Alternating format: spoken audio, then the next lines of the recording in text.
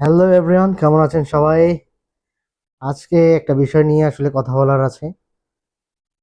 এই বিষয়টা বাংলাদেশ ক্রিকেটের নতুন যে বিসিবির যে কেন্দ্রীয় চুক্তি হয় প্লেয়ারদের সাথে, প্রতি বছর যে কেন্দ্রীয় চুক্তি হয়, সেই বিষয়টাকে নিয়ে আসলে আহ, সাংবাদিকদের মাধ্যমে বিভিন্ন মহল থেকে আসলে এখনো চূড়ান্ত সিদ্ধান্ত না হওয়ার আগ পর্যন্ত কিছু একটা পাবলিশ হয়েছে, যেটাতে কিছু বিষয় আসলে চোখে পড়ার মতন।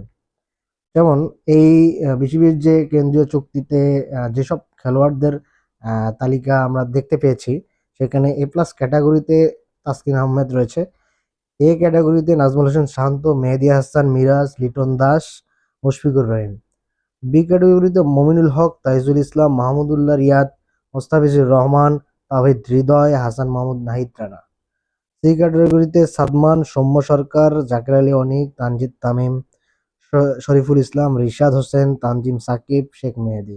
এবং ডি ক্যাটাগরিতে রয়েছে নাসুম আহমেদ এবং খালেদ আহমেদ। এই ক্যাটাগরিটা আসলে বিভিন্ন কারণে আটকে ছিল, এতদিন প্রকাশ হয়নি। যাই হোক, বিভিন্ন ভাবে এই ক্যাটাগরিটা সাংবাদিকদের মাধ্যমে এটা মিডিয়ার সামনে চলে এসেছে। আসলে এই ক্যাটাগরিতে দেখেন, এখানে যেমন একটা বিষয় ছিল, বিসিবি এটা প্রকাশ করতে পারেনি মোহাম্মদুল্লাহ এবং মুশফিকের ডিসিশনটা জানানোর পর এই জিনিসটা পাবলিশ করেছে। কিন্তু এইখানে আহ, মাহমুদুল্লাহ, মুশফিক, আদার্স অনেক অফ ফর্মের প্লেয়ারদেরকেও রাখা হয়েছে, যারা বিগত কয়েক সিজন থেকে বছর থেকে ধারাবাহিকভাবে অত বেশি পারফর্মার না। কিন্তু এখানে একজনের একটা কথা না বললে নয়, সেটা হলো শামীম হোসেন পাটোয়ারি। শামীম হোসেন পাটোয়ারি আসলে বাংলাদেশে বর্তমানে সে একজন এমন এক খেলোয়াড় যে মোটামুটি টি-টোয়েন্টি ফরম্যাটে অনেক ভালো ফর্মে রয়েছে, এবং বিগত বিপিএলও সে একটা ভালো একটা পারফরমেন্স করেছে।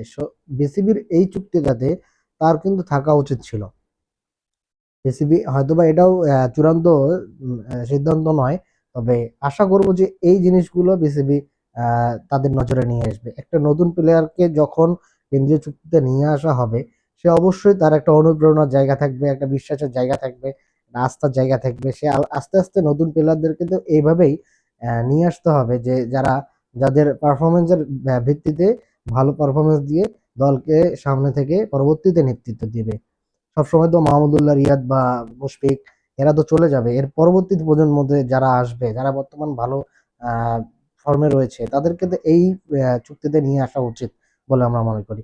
আসলে বিভিন্ন জন বিভিন্ন ভাবে এই জিনিসগুলো আসলে বিভিন্ন জায়গায় আলোচনা হচ্ছে, সেই দিক থেকে আসলে এই জিনিসটা আমিও তুলে ধরলাম। যদি ভালো লাগে বা আপনাদের মতামত থাকে, সেটা অবশ্যই আপনারা কমেন্টস করে জানাবেন। এবং আমার ইউটিউব এবং ফেসবুকে সবসময় ফলো এবং দিয়ে রাখুন, এবং আপনাদের মতামত জানিয়ে রাখুন। আরো যদি কোনো বিষয়ে আপনার জানার থাকে, সেটা অবশ্যই আপনারা কমেন্টস করে জানাবেন, সেটা নিয়ে আমি আলোচনা করব। সে পর্যন্ত ভালো থাকবেন সকলে। ধন্যবাদ সকলকে। ভালো থাকবেন।